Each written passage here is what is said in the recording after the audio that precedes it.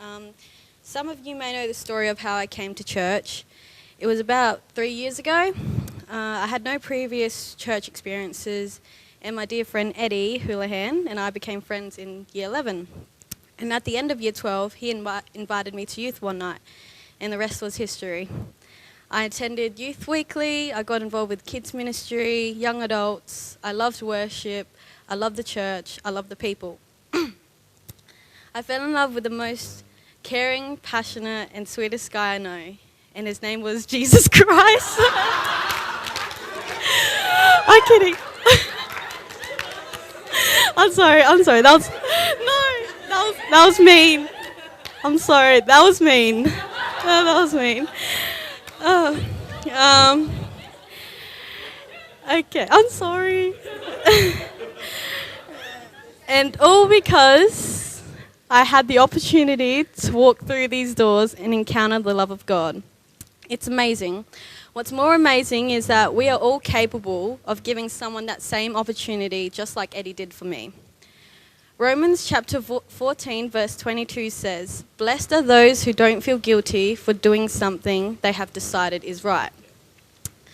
The moment I decided to follow God was the moment everything went right in my life. This is what I wish I could say, but the reality is things that happen in life aren't always right. It's a journey. What I honestly can say is that I wouldn't be where I am today, and I wouldn't have the amazing relationships that I have today without pursuing God. Growing up, my childhood consisted of an alcoholic father and a financially focused family who were proclaimed Buddhists.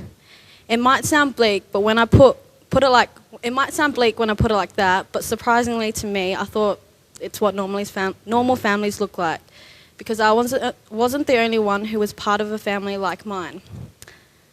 To paint a clear picture of what it was like growing up as a Buddhist for me is this. So this book represents my knowledge of how much I knew about Buddhism. Not much, right? I had so little understanding of what Buddhism was growing up, which led to unanswered questions like, why am I a Buddhist? Why am I the way I am? What's the point of my life? And that sounds like I escalated quickly, I know, but it's just the way I saw it. I was simply confused about my identity and my purpose for about 17 years of my life. The reason why I'm sharing this with you all isn't to make my parents look bad, because my parents are just like everybody else in the world who doesn't know Jesus. Good people who don't know what the real truth and love is.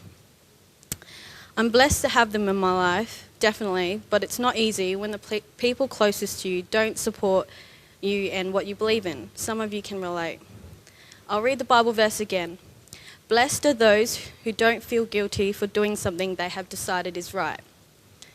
Even to this day, it hasn't been easy for me to walk through these doors without someone in my life questioning why I do what I do and why I believe in what I believe.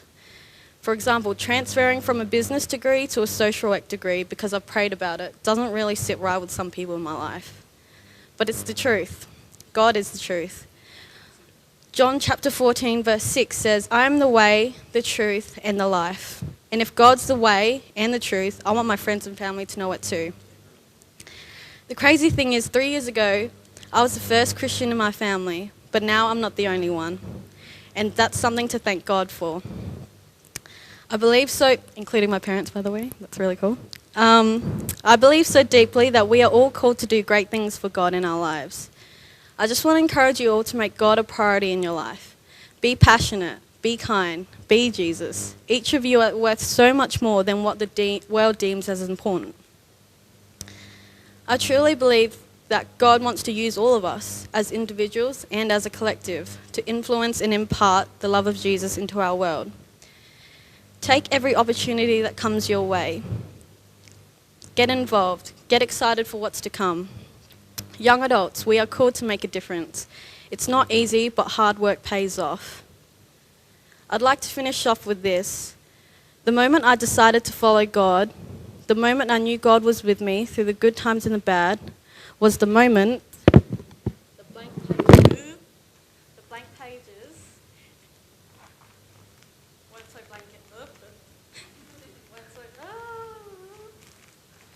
so blank anymore.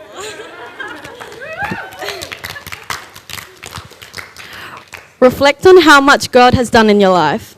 Think about those people who are just one invite, one encounter away from having their lives changed for eternity.